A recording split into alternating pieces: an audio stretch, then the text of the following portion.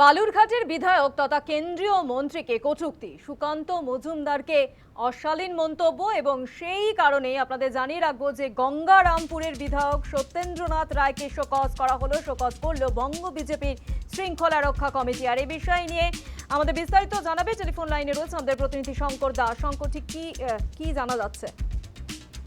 দেখো, প্রথমেই বলে রাখি স্বপ্না, যে দিন কয়েক আগে দক্ষিণ দিনাজপুরের বেশ কয়েকটি কলেজের পরিচালন কমিটির যে সভাপতির যে তালিকা প্রকাশ পেয়েছিল, তাতে দক্ষিণ দিনাজপুরের বালুরঘাট কলেজ এবং সেই সঙ্গে গঙ্গারামপুর কলেজ, এই দুই কলেজের সভাপতি পদের দায়ে মনোনীত করা হয়েছে কেন্দ্রীয় মন্ত্রী ডক্টর সুকান্ত মজুমদারকে। আর এই ঘটনারই ভূয়সী প্রশংসা করেছিলেন বিজেপি তৃণমূলের বিধায়ক, তৃণমূলের হরিরামপুরের বিধায়ক, যিনি ঋতব্রত তৃণমূলের রাজ্য সভাপতি, সেই বিপ্লব মিত্র। তিনি সরাসরি তার সোশ্যাল মিডিয়ায় তিনি সুকান্ত মজুমদারের প্রশংসা করেছিলেন। এই দুটি ঘটনার পরবর্তীতে সত্যেন্দ্রনাথ রায়, যিনি গঙ্গারামপুরের বিধায়ক, বিজেপির বিধায়ক, তিনি সরাসরি সুকান্ত মজুমদারের বিরুদ্ধে সোশ্যাল মিডিয়ায় তিনি মন্তব্য করেন এবং সেখানে কটূক্তি করার নানান বিষয় তিনি তুলে ধরেন।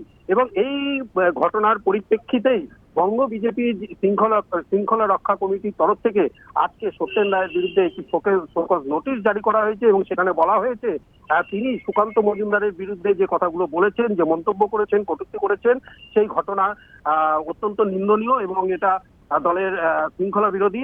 এবং এই কটূক্তি করার জন্য এই শোকজ নোটিশের জবাব তাকে 7 দিনের মধ্যে দিতে বলা হয়েছে। স্বপ্না, ধন্যবাদ শঙ্কর।